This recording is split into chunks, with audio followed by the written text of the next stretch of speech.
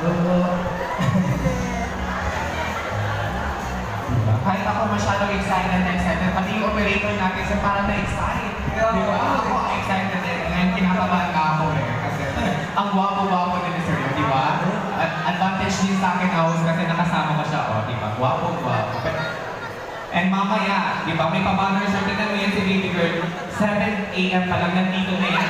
Kahit yung 3 p.m., 6 p.m. yung call time mo.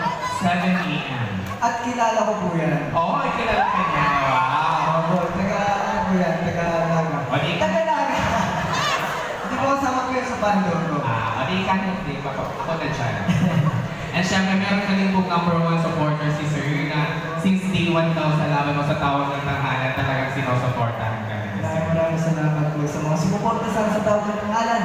Yan, at sa asam natin po every Sunday, manood po tayo palagi. Showtime po. Yes, request lang sir, pwede mo bang matiin yung mga Bicolano sa Bicol na maray na hapon sa ilo, tapos padangan po kamo sa lolo daw. Alam mo, maray na hapon Maray na hapon sa Indogabos, sa inyong gamos. padangan po kamo. In Bicol, magandang hapon sa inyo lahat, mahal po kayo. In Tagalog. So, maray na hapon sa Indogabos, padangan po kamo. So, pati yung gusto sa yung Bicol. Parang ang hirap po. Nawag padangan po kamo na lang para mas maiksi. Padangan po kamo. Padangan. Padangat ko kapon. Wow, di ba? Pero sa kung siya nakahilig.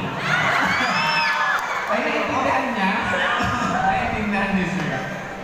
Ayan, na-excite talaga yung operator natin dyan. So, syempre po, sir, ano ba yung masarap balikan sa Bicol? Kung mabibigyan ka pa ng chance na, syempre, malaking bagay na nandito ka sa Bicol ngayon. And ano po ba yung mga nagustuhan mo sa pag-stay mo dito sa Bicol in a short period of time?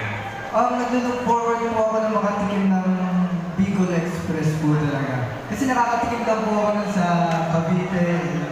Bicol Express. Ba't di ka nagluto ng Bicol Express? Yan, nandito lang po kasi Express lang. LBC Express. Padahari ng padala. Alright, so syempre po, ladies and gentlemen, once again, binibitin lang po tayo ng operator para mas ma-excite po tayo ngayon. But point, so ready na, and welcome po natin once again, Mr. Raven Umali.